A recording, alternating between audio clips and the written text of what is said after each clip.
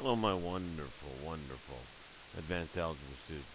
This is a recap of the section 5.4 board notes on factoring methods. This is for those of you who were unable to be in class the entire time because of testing or you were absent. So, uh, first and foremost, you must factor out the greatest common factor every time. Always, always, always factor out the greatest common factor. There are three methods. The first method that we'll discuss is the sum or difference of cubes. This is completely a formula-based method of factoring. And the polynomial, the cubic that you have, must be in the correct form, the form given on the left-hand side of the formulas. The most important part of the sum or difference of cubes is that we have to identify A and B. Let us take a look at the example on halfway down the page. We are going to factor 27x cubed minus 125. Our job is determine A and B. A and B must be perfect cube roots. In this case, A will be the cube root of 27, which is 3, and the cube root of x cubed, which is x. B in this case will be the cube root of 125, or 5. Now we just simply plug these into the correct formula. Since this is a difference of cubes, we are plugging into the top formula. So we take 3x minus 5, a minus b, a squared, which is 3x squared, that's 3x times 3x, or 9x squared, plus ab, 3x times 5 is 15x, and then plus b squared.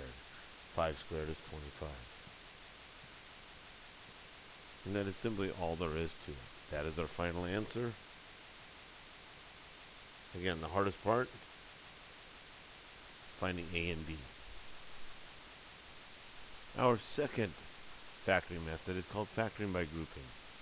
This is best explained just by doing an example. To factor by grouping, we're going to factor out the greatest common factor from the first two terms and then the last two terms. Here are first two terms, here are last two terms. The greatest common factor between the first two terms is 2x squared. Put 2x squared in front of a set of parentheses and determine what must remain. 2x squared times x gives us 2x cubed. 2x squared times negative 3 gives us negative 6x squared. Do the same thing for the second two terms. The greatest common factor will be negative 5. It's important that you do negative 5 on this example, because if you do not, you will not get x minus 3 in parentheses. The goal here is to get the same quantity in the set of parentheses on both of these, because we're going to do it again. Factoring by grouping requires us to factor out the greatest common factor twice. So, we are now going to factor out the x minus 3. It is actually in common between these first and second terms.